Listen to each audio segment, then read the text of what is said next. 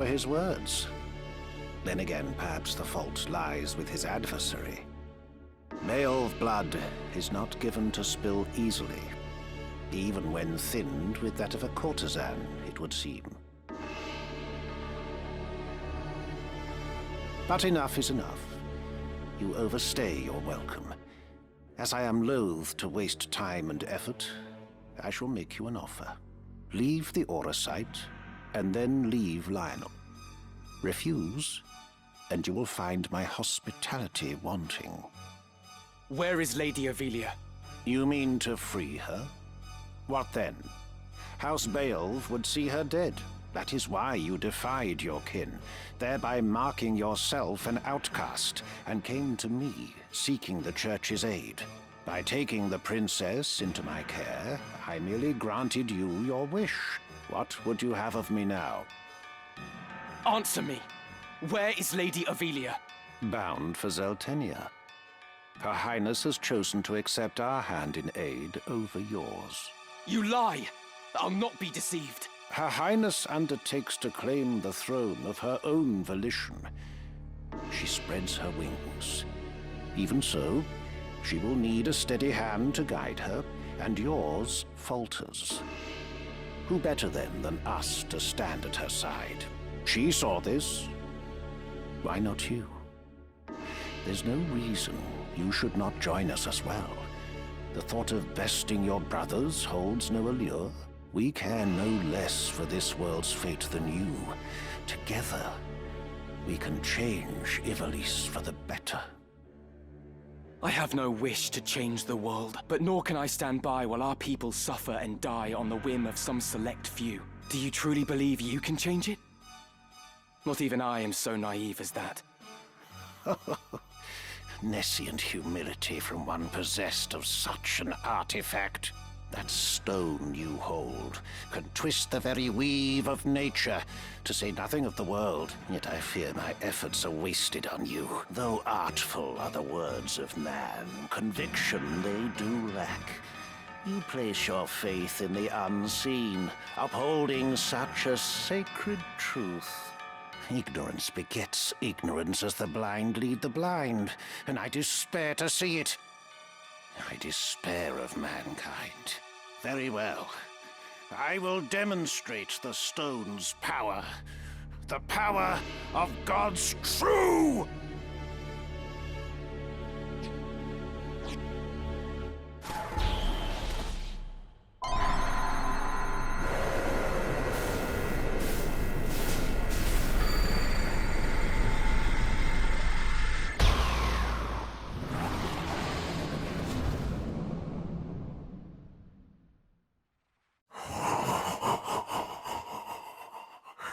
You take no pains to hide your wonderment. How I shall delight to watch you die. Each excruciation, ecstasy.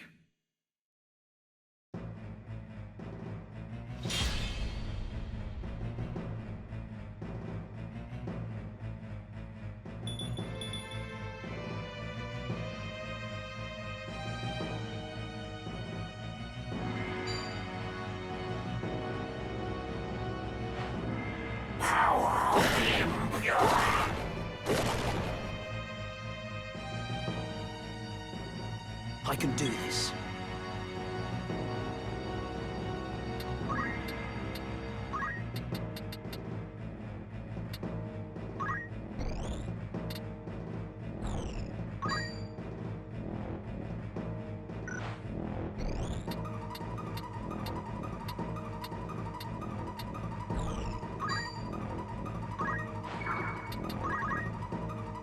This is Auracite's sacred power? How can power so vile banish villainy? Surely this is naught but evil itself. Of good and evil still you would fain speak. Beneath concern such empty notions fall. Although no more ought I expect of you. For the ocean of Lucavi power, the minds of men are naught but trickling streams. The power of the Lucavi.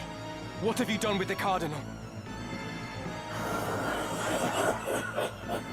What nonsense this! I am the man himself, or rather, he who once was Delacroix. The Orasat, the stone, such powers grant to rise above the feebleness of man. Creation's laws restrain and rule me not. Astride your moral order do I stand. I am a god become.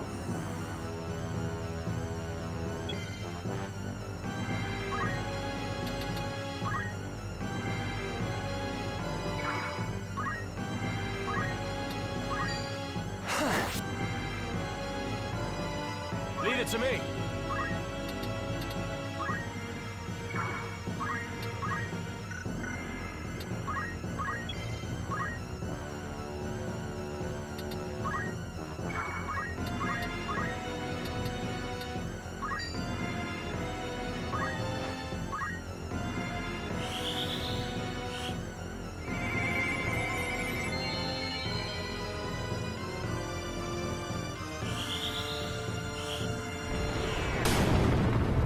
Defeat! Can it be? How strange that I, undying, here should die. A death come ere I seraph could descend.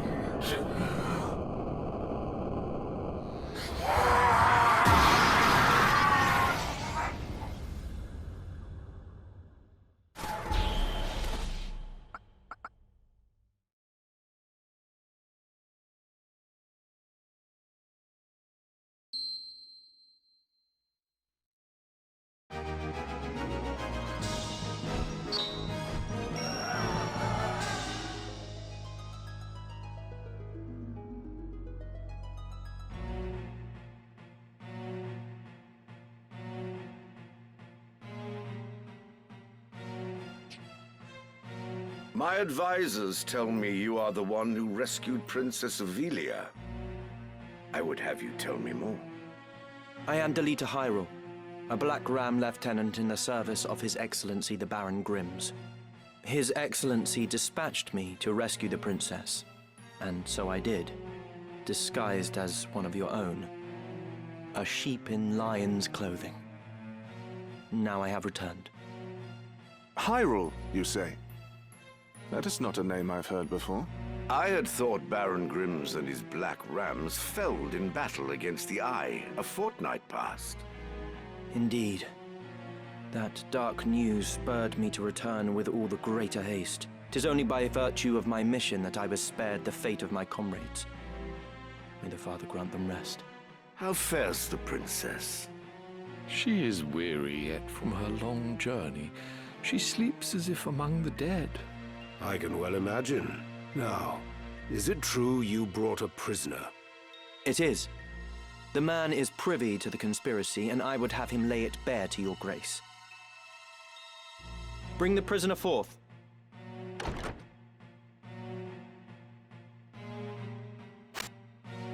Let us hear the reason for your attempt on the princess. It was to stain Duke Goltana's name by making it appear the work of his men. That way he'd be kept from Lazalia and claiming the regent's seat. Who gave you the order? Duke Larg? No. A close advisor of Duke Goltana's seeking to curry Duke Larg's favor. Madness. None among us would fain betray our Duke. This is clearly an attempt to undermine us by sowing mistrust. Silence this man before he can spout more absurdness. I would hear it nonetheless. Who was it? Well, Name the one who gave the order. I'd have your protection. On my honor as a knight. Speak. 'Twas the man who stands before me. Chancellor Glavain. What? How dare you? I do not even know you, knave! Who put you to it? The Queen? Stop this mama's farce. I've naught to do with this. To betray your liege lord is an unpardonable crime, Chancellor.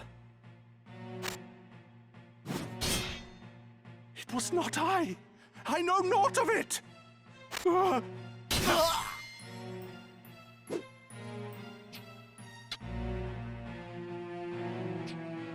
Forgive me if I presume overmuch, Your Grace, but now is not the time for bandied words. The Order of the Southern Sky must march on Lazalia at once, and you with it. Give your enemies but a moment to collect themselves, and they will pin the Chancellor's sedition on his lord. Your Grace must strike before they are given the chance. Deny the prince's claim and set the princess on the throne.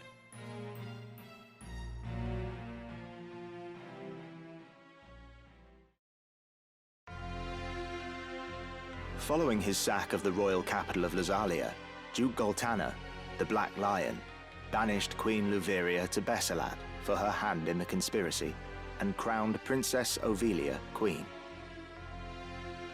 But Duke Larg, the White Lion, insisting that Prince Orinus was the true and rightful heir, at once crowned the child prince and declared himself regent. Moving then to free Luveria, Duke Larg dispatched the Order of the Northern Sky to Besselat in the name of the new crowned king. Duke Goltana, in turn, set the Southern Sky to march in Ovelia's name. The curtain had risen on what history would one day record as the War of the Lions.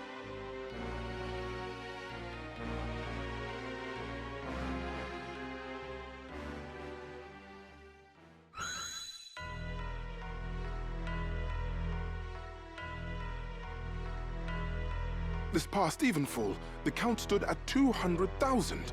400 if both sides be counted. The number of casualties is not our sole concern. That was to be expected. And so too the depletion of our stores. No, it is this drought that threatens us. The markets are bare, and tax collections fall short. With prices as they are, we can lay in supplies for another half year at best. Duke Larg must surely face like difficulties. It rained unceasingly in Galleon this season. The grain rotted in the fields before it could be harvested. The real trouble lies in war's wake. There is no work. Whole villages have been displaced. My son Oren tells me over 100,000 have already fled to Lazalia, and more pour in by the day. Ha! I see no trouble in this. Let Larg struggle to feed the mewling maids and his soldiers both. It is no laughing matter. Should the conflict spread, we may find ourselves no better off. Think you Zeltenia proof against such a fate? I assure you we are not. Has not the time come to chart a course to peace? Your fears are well-founded, but we cannot yet end this war. Though it pains me to do so, we shall increase the rate of tax by 1/3. Naturally, a close watch must be kept on those who hope to profiteer in these trying times. As for those seeking refuge outside the castle walls, we shall tighten our patrols at the Limbri border to see that they are turned back. My lord, I must ask that you reconsider. Duke Larg suffers, as do we. What better time to treat for peace? You talk in circles, Orlando. There can be no peaceful end to this. The kingdom cannot exist without her people, Your Grace. No more than can we.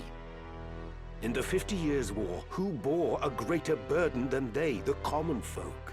Would you thank them now with higher taxes? Their confidence in us is sorely tested as it is. And it is not only the people. Our soldiers are made to fight on rations that would scarce feed a child at his mother's skirts. We cannot long sustain this war. Resolve is no substitute for resources. Resolve? Have you any? These are the words of a coward. The 50 Years' War was fought to drive back an invasion of our sovereign soil. We were honor-bound to fight. And in this war, there is no honor to bind you. Is that what you wish to say? The 50 Years' War was an abject failure of a corrupt crown. And the source of its corruption is Duke Larg. The man claims to act in the realm's interests, but in truth, he aspires only to power. I seek to rid us of his blighting influence. Yet you would suggest there is no honor in this, that we fight for naught. You mock the Black Lion to his face. His Grace speaks true. Besides, why lay down the sword with victory so near? They call you the Thunder God, Count Orlando.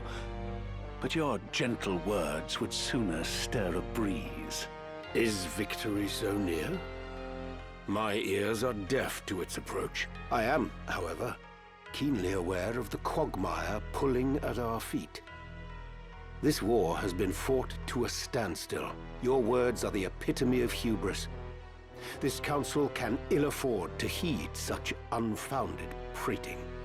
I will not sit here and tolerate such insults! Enough of this! You disappoint me, Orlando. Pray you do not disappoint me further. I will say this but once. Any man who cares not for the course I've chosen had best remove himself now. I will brook no further doubt, Orlando.